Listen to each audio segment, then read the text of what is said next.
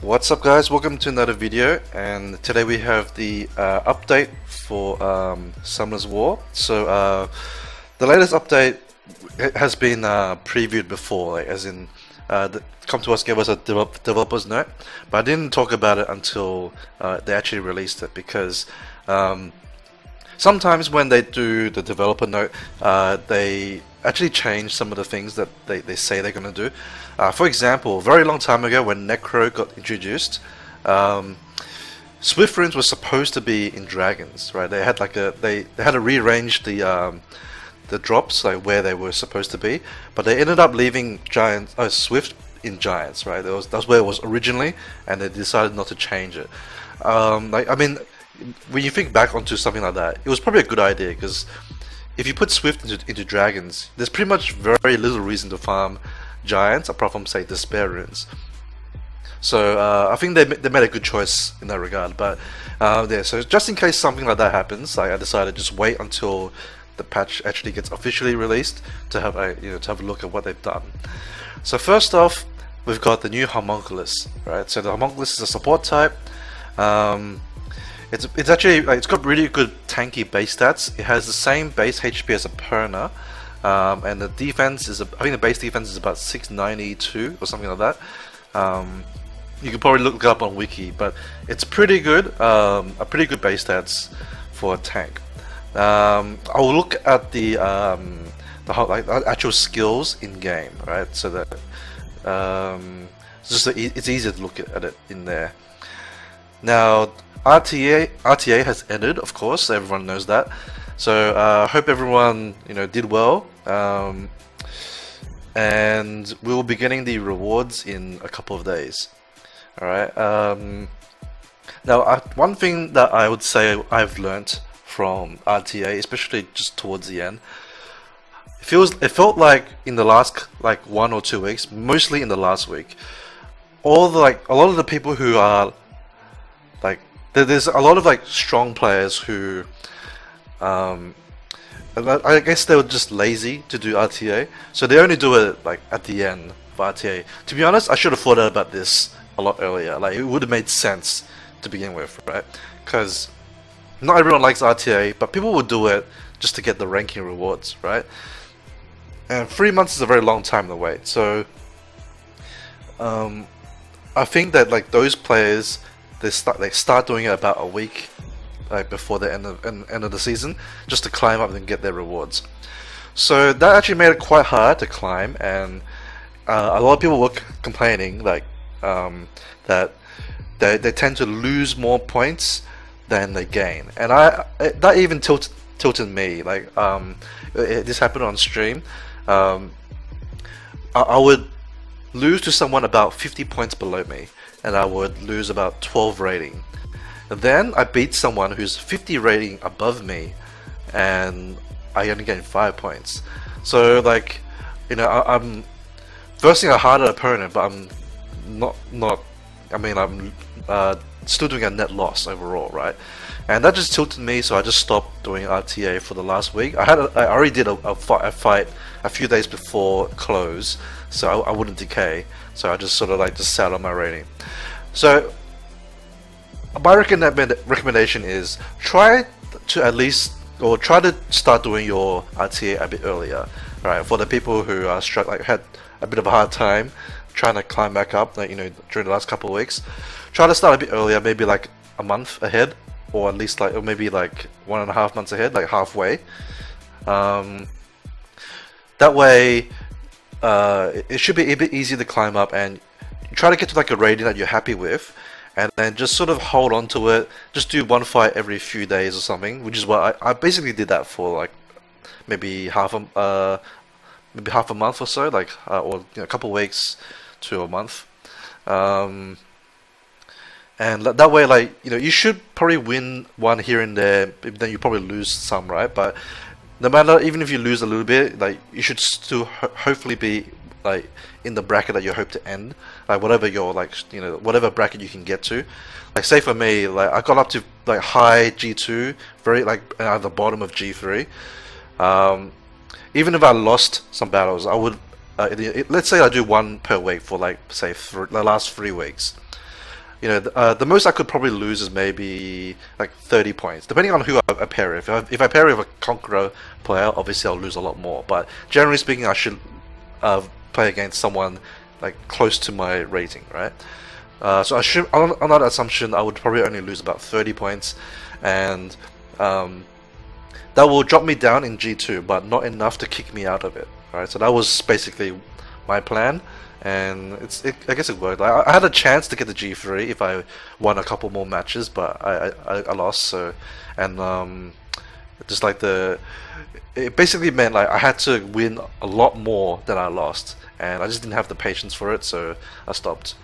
I was pretty happy with G2 anyway. So yeah, that's my take on RTA for the season, and just a recommendation for next season. Now that I believe that okay, they didn't mention it here, but in season 2 is going to start in about 2 weeks or 2 or 3 weeks, I think. There's going to be another patch for that. We're not sure. Like, I wouldn't say, like, they didn't say anything about what they're going to change for that patch. Hopefully there'll be some decent changes, but they are looking at rebalancing RTA at least, and we know that they're going to limit the violent proc to 1 in RTA only. Right, just keep in mind it's only in RTA. Everywhere else, violence still works exactly the same. Now, to me, that will make crowd control teams much more powerful, and it weakens bruiser teams a lot. Because a lot of the bruiser teams that run things like Wind Panda, Water Panda, stuff like that, they tend to rely a lot on violent procs. Maybe not so much Water Panda. There's some Swift built ones, but in general, those bruiser type teams are, you know, heavily violent based. So obviously limiting the violence is going to weaken those, and it will make crowd control much more powerful, which in my opinion wasn't. I mean, they still need to nerf crowd control in some way, because it's already quite powerful, like, in itself. Because like now with the violent proc only having a limit of 1, if you stun or freeze something, then the maximum that will happen for them is, alright, they might violent proc once and they can do a skill, right? So it just reduces the amount of chances that they can screw you over with violent, and that makes like those sort of like despair sets and any skill kit that has a stun just much more powerful. And any turn denial as well, any turn denial strategy like Varad, any other like attack by reduction, Ganymede, they're all going to be a lot more powerful with this change. I feel that it might then mean that there'll be more people picking speed teams, like speed wombo teams. Things like Lucian, Sierra, Faye, those sort of units might become more common, because the thing with crowd control teams, they tend to be weak against Lucian, because like, you know, things like Varad and Ganymede can die to a single Lucian, right? And an attack buff Lucian will just kill them, or most of the time at least, or at least do enough damage to like allow something else to finish it off quite easily, like a Faye. So yeah, I feel that that's what's going to change, and that's how I feel it's going to affect the meta, but we'll see next season. Alright, so enough of that. On to the Rift Dungeon Balancing modification. So this is for all the Rift beasts, okay? So the damage is increased by 50% when you attack with something that has elemental advantage, right? And if you use something that has elemental disadvantage, you take 50% more damage. Now, I tested this with the light and dark raids, or at least I tested it with using Lyn, the light Amazon, in dark raid. She does take a lot more damage, right? So in comparison, so to compare it, I was looking at Stella, who was right next to her. Stella took about 5,000 damage from an attack, okay, like this AOE attack. Lyn was right next to her and took 10,000 damage. That's a significantly, like, you know, like much higher, you know, damage taken compared to a neutral unit. Now, granted, she does have lower defense, but like 50% more damage should mean, like, assuming they both have same defense, Lyn should have taken about 7.5k damage, but because she has like much lower base defense, like she's taking more. So I feel like that was a bit of an oversight. In my opinion, they shouldn't have added that damage increase, the damage taken increase, at least not for the light and dark elements, because they're trying to encourage you to use like a element advantageous unit, right? So theoretically, I'm supposed to bring light to a dark raid, but I take more damage, so it makes no sense. So I feel like maybe they might balance it. Maybe that could be something that they might balance in the next patch, because I feel like that was like a bit of an oversight, but we'll see.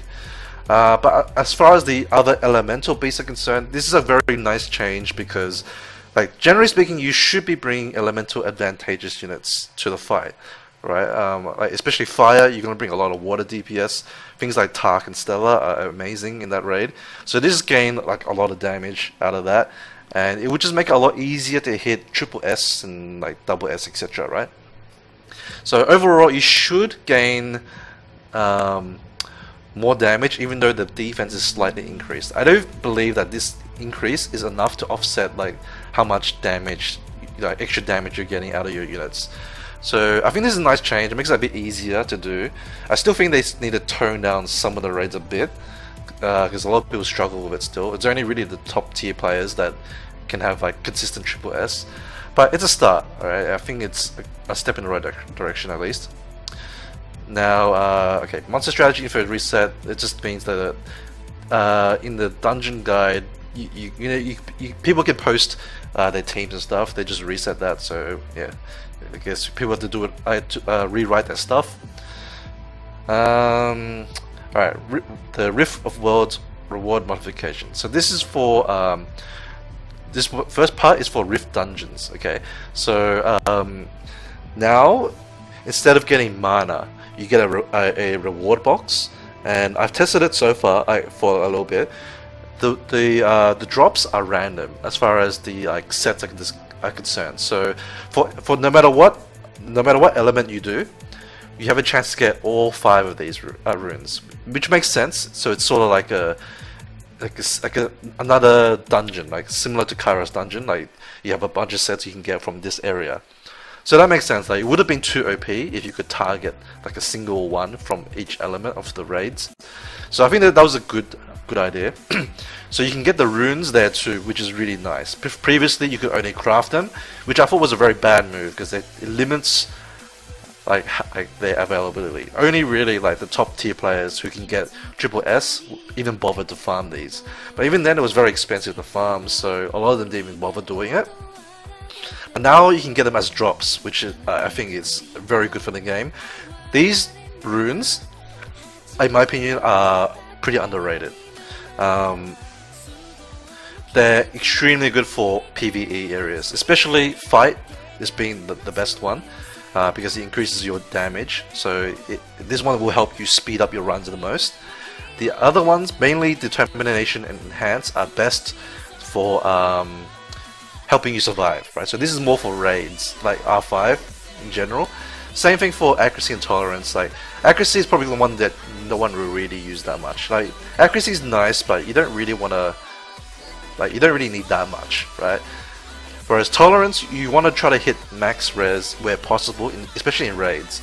Now, previously no one bothered with, like not many people bothered with Tolerance runes because they were a bit annoying to farm. But now you can get them, and I think they're actually pretty good for R5, especially for starting teams who struggle to get a good amount of resistance on their units, especially things on like DPS. Like previously, people just ignored resistance on their DPS units because they prefer to get more damage stats and health, right? Health and defense, because they're just very stat hungry in raids. You can't really afford to get resistance, so this is a good way to get resistance on your R5 units. It also lowers the requirements on your healers as well, even, so they can even be a bit tankier or faster to compensate. So yeah, and you can also get the gems and grindstones. So this is sort of their way of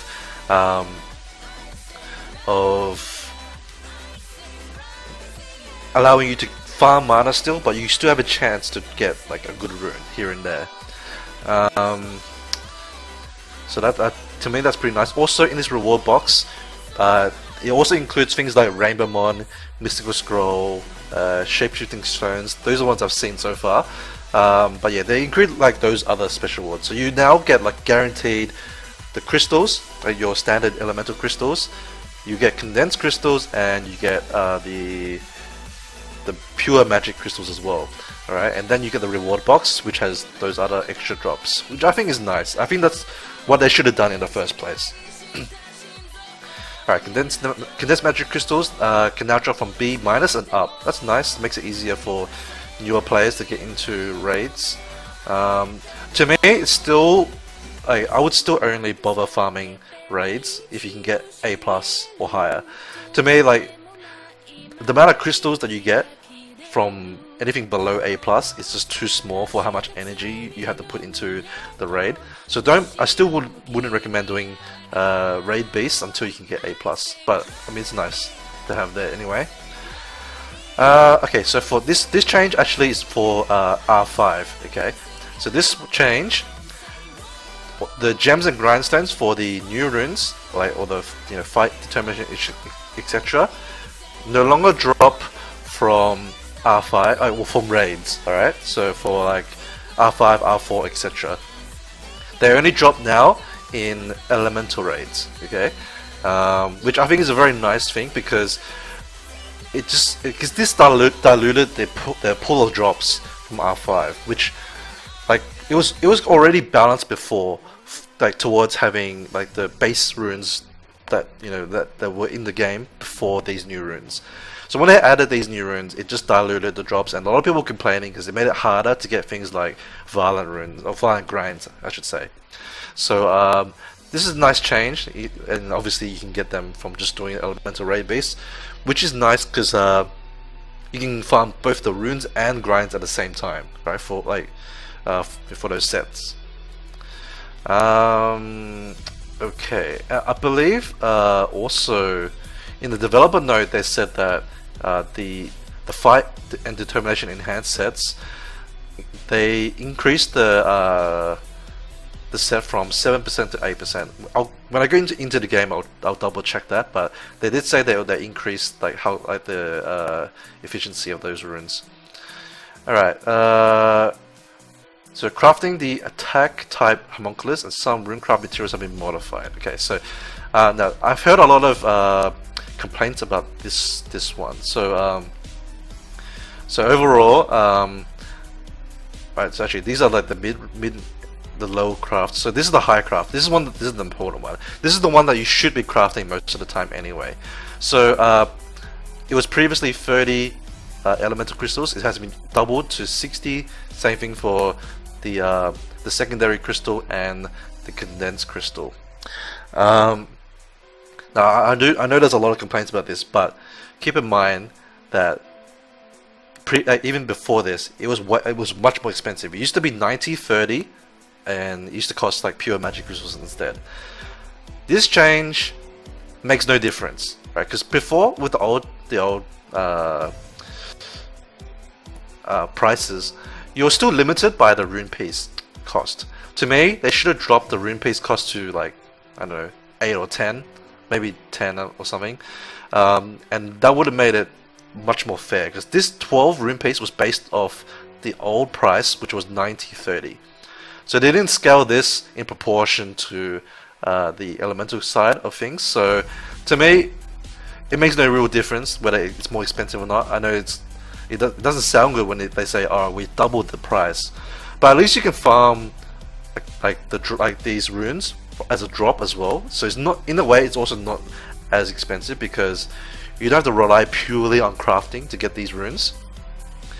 But I guess we'll see how how the rune pieces affect things. Whether, because like previously I tried to craft a lot of runes with this price, but I ran out of rune pieces. I was starting to run out, and I already had a good surplus at the time, so it was just not efficient for me to just keep crafting them because it cost too much.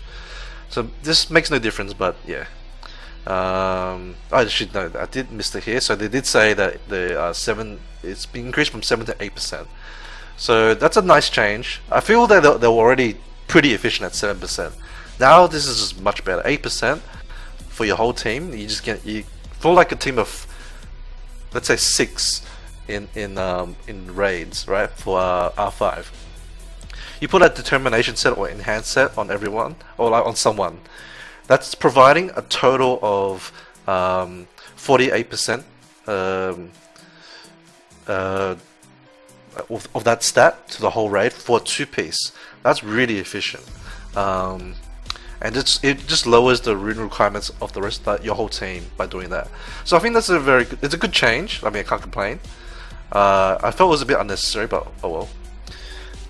Also, the selling price of the new runes has been increased, so I believe that the prices have now increased to the level of things like Violent, Destroy, and all those like expensive runes. I think they're about the same cost. So I believe that if you buy them from shop, it will cost you like a lot more, similar to like, you know, Violent sets. But if you sell them from doing elemental raids, you'll get like a decent amount of mana, which I think is nice. Like that should have been how it was to begin with. I don't know why they made it so cheap. I mean, so like undercosted before. But this price change will only affect the new runes. I believe the same thing happened before when they changed some of the other like old runes to make them more expensive. Like I believe Shield used to be a cheap rune, then they increased the value of them, but only for like anything that's been farmed since the patch. Monster storage improvements. You can now use okay, so you can now use the monsters in your storage for dungeons and raids. I like this because there were some monsters that I had to keep outside only because of raids. Things like my Stella and Tark, which I don't really use anywhere else. Now I can store them in storage, which I think is nice. I mean, it's convenient for me at least. The number of monsters you can select will now be displayed on the storage icon menu. Okay, alright, that's UI change. Alright, so the Rainbow Mon drops have been changed. I think that that's basically just giving us more 3-star Rainbow Mon as opposed to 2-star. They said the overall drop rate of Rainbow Mon hasn't changed. It just made it less likely to get 2 stars, but more likely to get 3 stars. That's whatever to me. I don't really care about Rainbow Mon, but some people might like that. I guess this is better for newer players. It makes it easier to 6-star stuff. Alright, there was an error before. This new skill used to be like Vivichel's 3rd skill. That was a typo, so they fixed it now, so that it's actually like, like some people were thinking, oh, they're changing Water Lich to get rid of his passive, but yeah, that was just an error, and they fixed it now. So they just did like a typo change for the, or not really a typo change, they just reworded the passive. There's no like actual you know, change in terms of him like using him or anything. Okay, so that's all the patch notes. Actually, that went for quite a while, so this will probably be a pretty long video. Okay, now we go to in-game. So we have the new Homunculus, right? So I'm going to talk about all the Homunculus skills as quickly as I can. Now, to me, overall, the Homunculus skills aren't very exciting, right? I wasn't really impressed with them compared to the attack type Homunculus. I feel that the attack type Homunculus was better designed. But anyway, let's go through the skills. First up is the basic light skill, which is Light Shock. Right, so it decreases attack bar by 15% when you attack them, with a 35% chance when it's leveled up. Now, the upgraded versions, the first choice is beneficial effect removal, alright, and then you still have the like basic effect.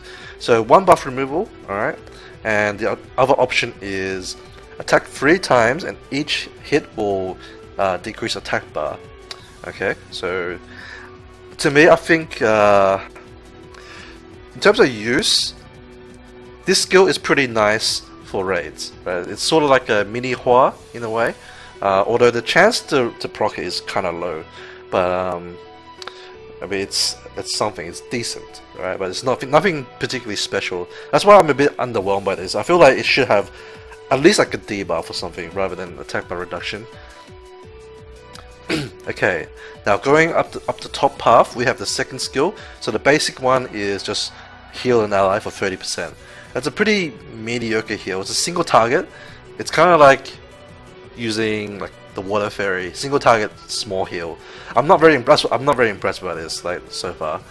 Right now, the first upgrade choice is power up. So it recovers the HP and it increases its attack buff for your whole team. So this is like, to me, a weaker version of Colleen. So Colleen heals all allies and increases attack power, but this one's only single target and increases attack power. I mean, the attack power buff is nice, but it's only single target heal, which is not very useful. Like you can't really use this in raid because everyone's taking damage in raid. Single target is not very good for that. So I'm not particularly impressed by this. So if you want to pick it, that's up to you. The second one is heal a target by 30% and fills up the attack bar, I believe, for that unit. I think this one is much better than the other version, at least especially for PvP. So it's like a research, like a Konami research, but you heal at the same time. I think that's pretty good. But it doesn't cleanse or anything. But at least if fills up attack bar is a pretty good skill in itself. So this is okay. I think if I was to pick something going along this tree, I would pick this one. Alright, we'll go down to the bottom, just the bottom here. Okay, I'll use the mouse for a bit. So so this one, the alternative version of the second skill is heal all allies by 15%. Now, this to me is very weak. This is like a very weak Bella already, or something like that, like an AoE healer. Now, the upgraded version of that second skill is the first one is create a shield of 15%. All right, that's not. I mean, I think that's pretty bad. I mean, shield's okay in PvP, but like I think this unit probably better in PvE. I mean, I feel that there's better healers already in PvP because this one heals very little. Like even Konami does a bit more. Like it heals about this much, and it cleanses. You know what I mean? I feel this is a bit underwhelming for Nat 5. Now the alternative version is like a very weak Bella heal. Right? So now this one increases attack bar and HP, but it's only 15%. Bella does 30% heal and attack bar increase. So like this is worse than a Nat 3. To me, they really need to make this much more effective. But that's the other choice. Alright, now going back up to the top path, we're going to look at the third skill. So I'm going to go from top to bottom. So we've got the first skill is make the attack bar of an ally and the enemy to 100%. I'm a bit confused by the wording on this. When I read the data mine, I thought it said increase attack bar of all allies and all enemies, which I believe it's supposed to be like that. Right? It makes no sense that it's one target because you can't really target two units, right? Because the way it's worded, if it's one enemy and one ally, you would technically need to target 2 units, but you only ever pick one target when you use a skill. So I think it makes more sense that would be like basically a reverse tableau, like increase attack bar of everyone. Personally, I do not like this skill because you don't really want to give your opponent a benefit as well, right? Like, there's no real benefit to this except that hopefully you should still get the first priority, right? After making this attack bar increase. So a way you could combo it is using like using her in combination with say Ganymede or Varad, something that reduces attack bars, or Poseidon. So you increase all of your attack bars and then decrease theirs. I feel like a better way to have done this is make it like the enemies get reduced to 0%. That would make more sense to me. And it'll be pretty powerful. I mean, maybe too powerful, but you can only use it on offense. But to me, that would have made a bit more sense. But oh well. I don't recommend using this, but you could test it out if you want to. Alright, the second third skill there is counter phase, increases defense. It's a defense buff, and also gives you a counter attack buff for 2 turns. Now, I guess the way you could use this is for Necro. You can't really use it in R5 because the R5 boss will strip your buffs when he with some of his attacks, or one of his attacks at least, and it sort of like makes this a bit useless in that regard. In PvP, it's nice to have, but I don't feel it's good enough for a third skill. At least in Necro is nice, but I don't feel that this light Homunculus is strong enough for R5, especially because you're going on the top path for this, right? So you'll be getting a single target, a single hit first skill. Like if you had the multi-hit, right? If you had this multi-hit, it might have made more sense for Necro, but you only get a single hit. And then the heal, like the attack by, actually the heal is not even AoE, right? The AoE is on the bottom, right? The AoE here is on the bottom. And like the AoE heal might have made it useful for Necro, so you can use you can give everyone revenge, right? So you don't even need revenge runes on your units, and so it makes it a lot easier to break the shield, and then you could have an AoE healer. But this one's only single target, so to me this is not a very good like path to take. Now going down to the bottom half of this tier, keep note that this is the path that gives the AoE healing. Okay, so the first choice we have is Rock On. Now this is the only skill in this for this element that I thought was any good. So this one is increase attack power of all allies. For all allies for 2 turns, and then up to 2 allies, excluding your herself, will attack the enemy target. So it's sort of like Lisa third skill, except it doesn't cleanse, but she herself does not attack, right? And it increases your attack power instead. So I think this is actually pretty good for raids, for one. Only downside is the other abilities are bad for raids, right? So I'm not sure if I'm gonna pick this. But in Guild Wars, this is pretty nice. So you can probably use her with, say, Field Mass plus another unit that has a good first skill, and it's like a DPS skill basically, and maybe it's good for that.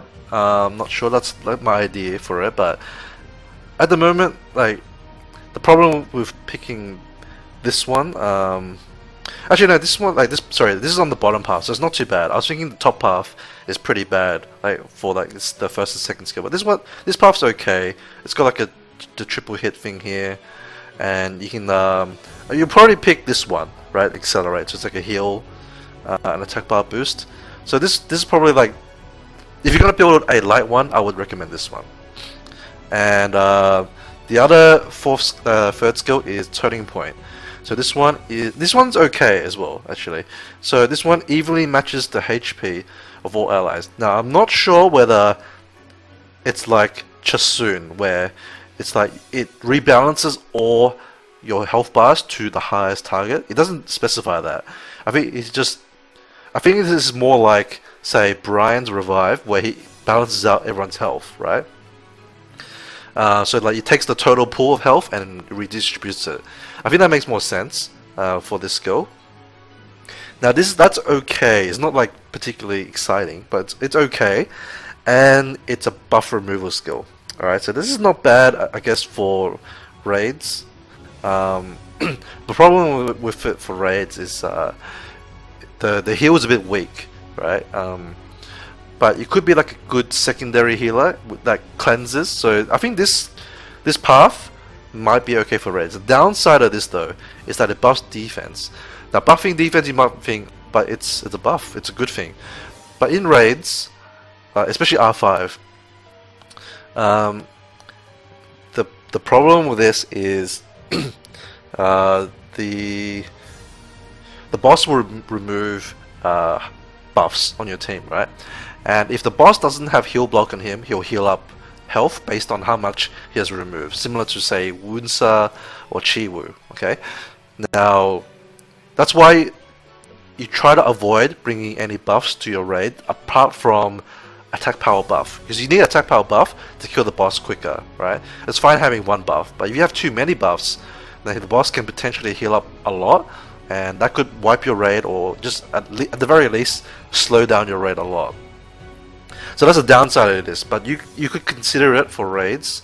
It might be okay, especially if you could like evenly match everyone's HP and then use an AoE heal up. That might help top up everyone equally, whereas sometimes some units will take a bit more damage than others because of defense. So yeah, that could be okay, and the cleanse is nice for raids. I probably wouldn't use it as a solo cleanse because it's a 4-turn cooldown compared to other things, but that's an option. Alright, now the dark one, first skill is the same except that it absorbs attack bar, right? I believe this is less than the other one. Like the other one is reduced attack bar by 15%. This one is absorbed by 10%. So I think obviously absorb is much better.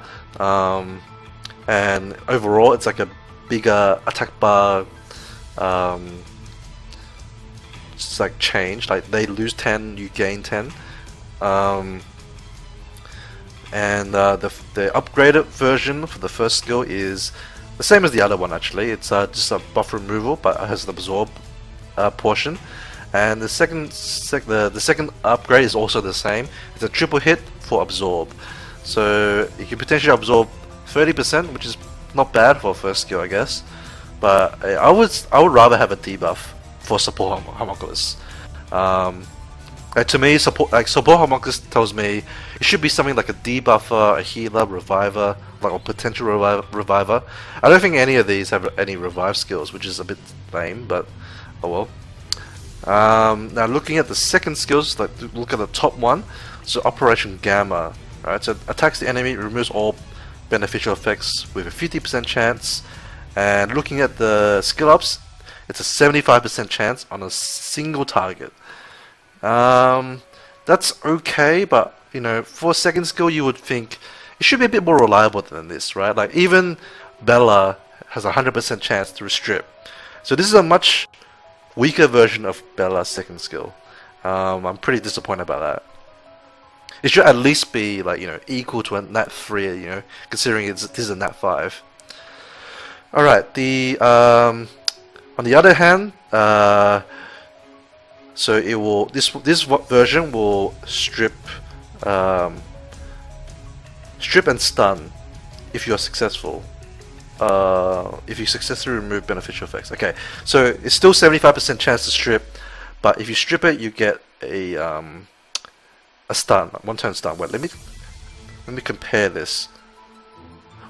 Oh, sorry, this one will strip, but also defense break at the same time. So it's sort of like Bella Seize plus like an attack to strip as well. I think the stun is a bit more powerful overall. Like, I think I'll rather stun than defense break. But if you don't have a defense breaker, then obviously the defense break would be better. I guess it's a bit of a personal choice, like, you know, which one you pick. I guess it depends who you're planning to build her with. Okay, now going to the bottom, the second skill is attack an enemy and elongate a harmful effect. So this extends harmful effects by 1 turn with a 30% chance. That's pretty bad, but this is only the basic ability, so let's check out the upgraded version. So the first upgraded version is a triple hit. Alright, that's a lot better. It's a better chance to be able to elongate the harmful effect, and potentially, if you're very lucky, you could even elongate by 3 turns. That's pretty nice for like things like TOA, I guess. I guess you could use it in combination with something like an Orochi. This also works with freeze, I believe. So, but this is only a single target. But yeah, freeze can get extended by a turn. I believe stun should. I haven't really tested with stun, but I know freeze works. Alright, the other version is, let's see, HP will be decreased proportion to the number of turns of harmful effect granted. Okay, so the harmful effect rate for elongating is 50%. Okay, that's a lot better. And depending on how many debuffs are on the opponent, so this is what okay, this one's a bit confusing, right? So the number of turns of harmful effects granted, this is based on how many harmful effects they have. So if they have 3 buffs and all 3 of them get increased by 1 turn, then you'll do damage based on having 3. Like, it doesn't specify how much HP is going to be decreased. But I think this has a bit of potential in raids. I assume this will affect the boss because it doesn't say otherwise. So maybe it's okay for raids. Extending debuffs by a turn is not bad, but I believe like it'll be similar to Pang. Pang is the light Rakshasa. So with Pang, she only affects your head's debuffs, so it doesn't elongate everyone else's. So just keep that in mind. But if your team can stack a lot of debuffs and you can elongate it, she might do a decent amount of damage. I think it's worth testing. I might even go for this route because I'm not really impressed by the light route at the moment. So I might try this, but we'll see. Now finally, the third skills. At the top we have Unbalanced Field. Right, increases skill cooldown by 1 turn, decrease attack speed by 2. Okay, after that the skill cooldown for all allies will be decreased by 1 turn. Okay, that's pretty good. Its attack speed is increased by 2. This is a very good TOA skill actually. I guess in the PvP sense, in Guild Wars offense, you could probably use this to for a bruiser team. Like you can reduce their cooldowns, increase yours at the same time.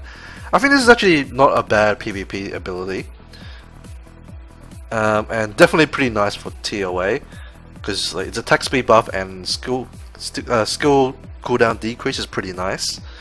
So maybe it could be used for that. But I guess the other skills aren't really that good for TOA though. So I'm not sure. Like, I don't like the top path. Like, the top path to me doesn't seem very good. The second skills are pretty underwhelming to me. Alright, the third ability up top there, Lockdown, puts target enemy to sleep for 3 turns and decrease the speed for all other enemies.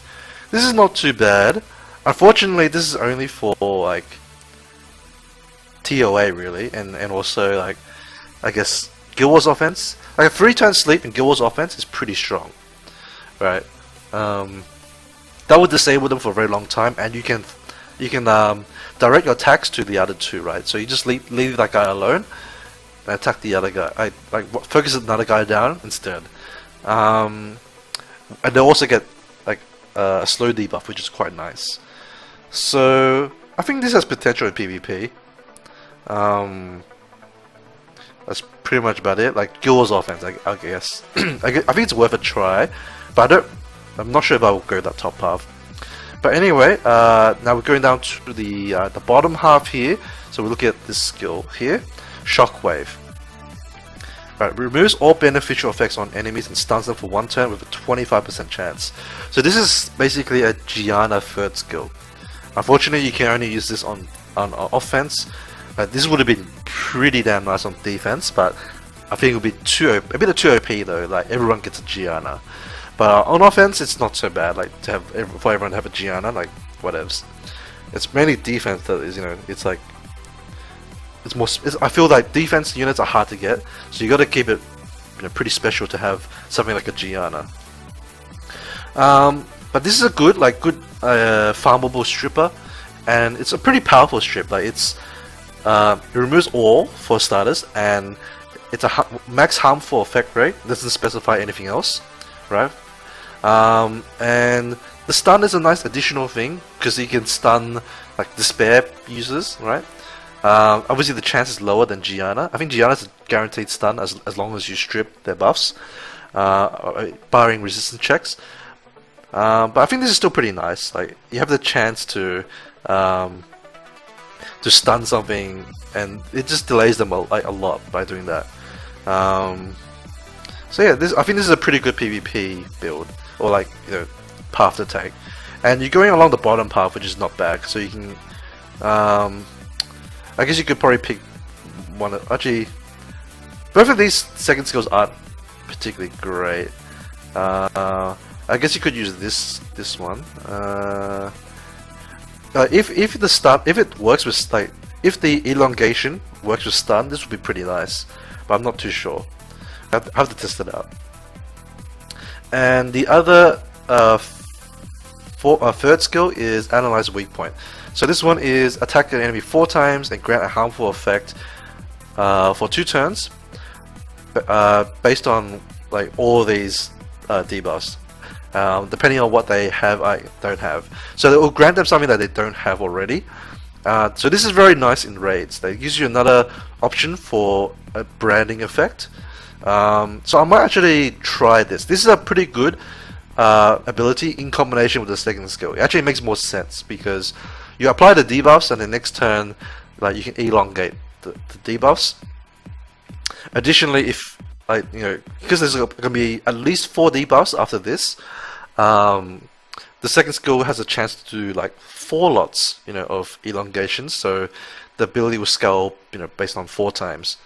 How much damage that will do, I guess we'll see. But it's going to take me quite a while to farm it up, so bear with me. I will farm it up eventually and try it out. I'll probably be testing the dark one. I'm probably going to go down this bottom path, going by like what I've read here. Alright, so I mean, the video's already gone for quite a while, so I'm going to leave it here. I'll be going through each individual dungeon in a bit more detail over the coming weeks. I have built some units specifically for certain raids to try them out, especially because of this like elemental damage change. So I'll be revisiting all my guides for elemental raids. I did do elemental raid guides quite a while ago now, but I decided that because there's a lot of changes for raids, I'll do like I'll revisit the guides and do it again, so that people have a more up-to-date, you know, guide for it. Especially because we've learned a lot since back then. Alright, so some of these units are going to have to wait until rune removal to fix them up, but for the ones that I don't need to change, I'll do a guide on them over the next week or 2. We'll see. Okay, so until then, thanks guys for watching, and I hope this was a bit insightful. Give you some of my opinions on the patch, and I'll see you guys in the next video. Bye bye.